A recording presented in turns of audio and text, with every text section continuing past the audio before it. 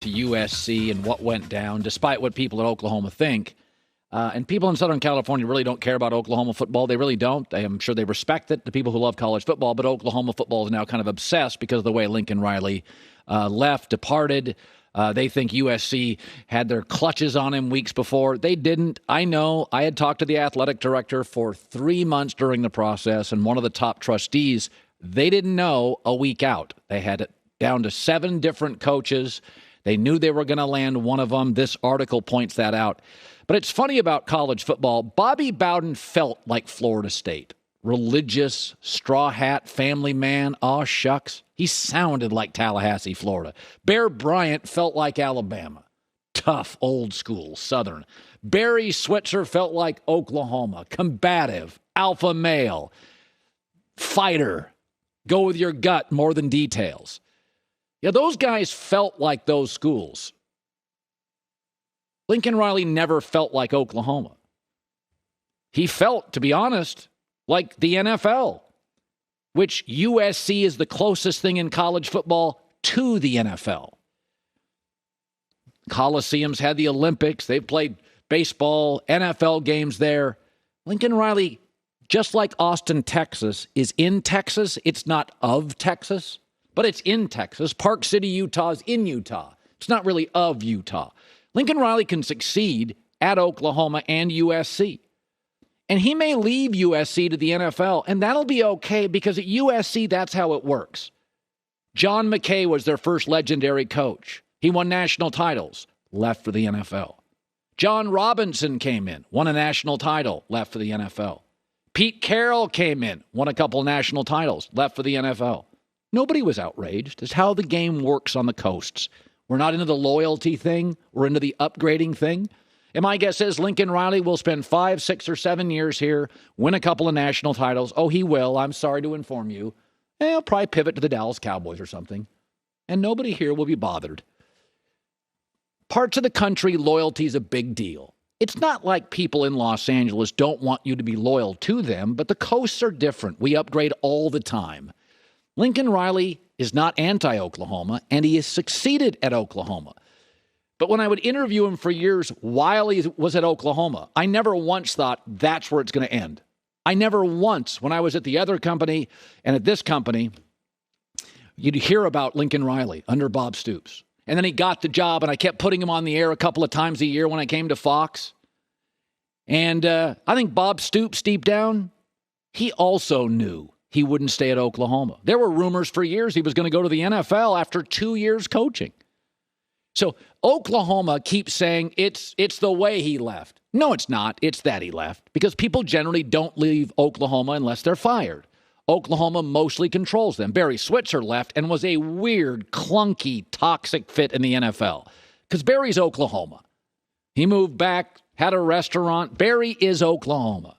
And Bobby Bowden is Florida State. And Joe Paterno felt like Penn State. And Dabo Swinney feels like Clemson. Nick Saban actually has made it feel like he is Alabama. Pete Carroll worked here, but nobody thought he would stay forever. And nobody really thinks Lincoln Riley is going to stay forever. It'd be great if he did, but he's big picture, offensive, aspirational. I talked to an NFL general manager when he got hired, and he said he was one of only 2 coaches, Harbaugh was the other, that he would hire in the National Football League. He's never been just Oklahoma. He succeeds there. A lot of people concede at a place. They succeed, but that doesn't mean they feel like they're going to be there forever. And you can keep saying it's the way he left. No, it's not. We've watched this time and time again. Carmelo left one way. LeBron left another. Shaq left another. Dwight Howard left another. All these guys that leave in the NBA, Kevin Durant left one way, then another way, and the fans burn jerseys every time. It doesn't matter how you leave. It's that you leave. If your wife tells you she's going to divorce you, she could tell you before dinner, during dinner, after dinner, before a vacation, in the middle of a vacation, or after the vacation. Would it sit well if you had 3 kids together? Yeah, it hurt. And when it hurts, people lash out and they get emotional. There's different stages of it, like death. Lincoln Riley is a better fit in Los Angeles. He's simply a better fit. He feels more L.A. than he does Oklahoma football. He feels about quarterbacks and wide receivers and clever offensive schemes. I had another NFL executive tell me he feels like the college version of Sean McVay. Culture, offense, growing, progressive, holistic thinker. That's not anti-Oklahoma, but it feels very right in Los Angeles at USC. I wasn't clobbered Oklahoma. I thought it was very appropriate. Didn't really take any shots at all. No shots. Norman, Oklahoma is a fine university. I've never been there before, but it's a fine place. I don't know if you're welcome there anymore, but you know what? Might need to just. I have turned down many opportunities to be the grand marshal of many parades in Norman, Oklahoma, several times. Protecting against floods is one of the reasons more than 4 million people trust their home protection to Simply Safe. Warriors, Mavs tonight, NFL watch party, NBA watch party at Colin's house. Nachos? No, I think I'm going to go uptown. I'm going to go big. Make things happen. Very exciting. Yeah, and like a giant sub or something. Yeah, that sounds like me. Big giant sub. Ann obviously does the cooking. Well, mostly. Yeah. Or you order in if you're going to have a party. But what is there like a go-to Cowherd household? Well, on the weekends it's a big party meal, big sandwich game. Okay. So I'll make a big sandwich game. Now, at night, I try to stay away from carbs. You can't look like this eating carbs at 9:30 at night. So last night, couple of pieces of fish. That was it. Like I had one sip of a cocktail during the Heat game, and I'm like, nope, need clarity. It's going to make me tired. So I sat up, fell asleep for a few minutes in the fourth quarter. You have such an interesting diet. I don't eat. We went overseas. My wife's like, I eat more than you. And I'm like, well, you like bigger meals. I just graze all day. So if you looked at the calorie count at the end of the day, that would not be the case. I just graze. You just eat a little bit all the time. All day long. Eat 9 times. You've been around me. They used to have a table back there of snacks. I was in there every break. So I eat 9 times a day. Yeah, actually, I'm with you. I vote to bring the snack table back. No, listen. I think we should bring it back. I don't know what happened. The snack table's not back, right? No, yeah. I mean, listen. The crew agrees with me. It's time to bring the snack table back, guys. Yeah. I mean, we had a national pandemic, very concerning. Yeah, but it's safe now. We promised to use the hand sanitizer. I have one right here. I barely wore a mask. Give a little squirt before you rummage through the candy, and then we're good to go. I barely wore a mask on a 12-hour flight. Right. I mean, faked it, pretended. Did you have to wear the flight? It's really a con. It's a lot of cosmetic theater. They want you to wear it, but they feed you the whole time, so you're never wearing your mask. It's silly. Yeah, that's true.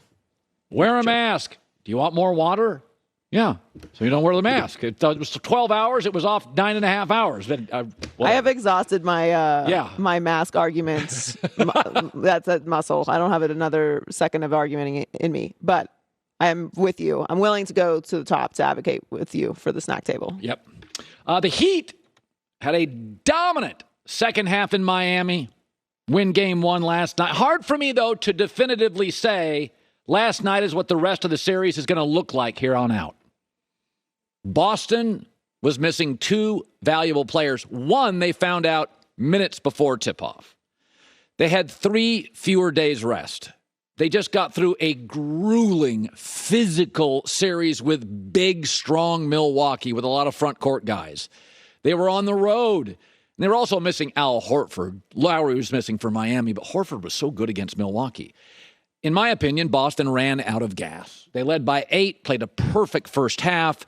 And then in the third quarter, it wasn't just bad. It was the worst quarter of the Celtics in the season. That was the worst shooting performance all year for Boston in the third quarter. Is it a coincidence it comes in game 1 on the road after the Milwaukee series? Jason Tatum had 6 turnovers in the third quarter alone, the most he's ever had in a quarter. I thought the Celtics were flawless in the first half, but as I watched it, I thought, they're not going to keep this up. They just banged bodies with a big physical team in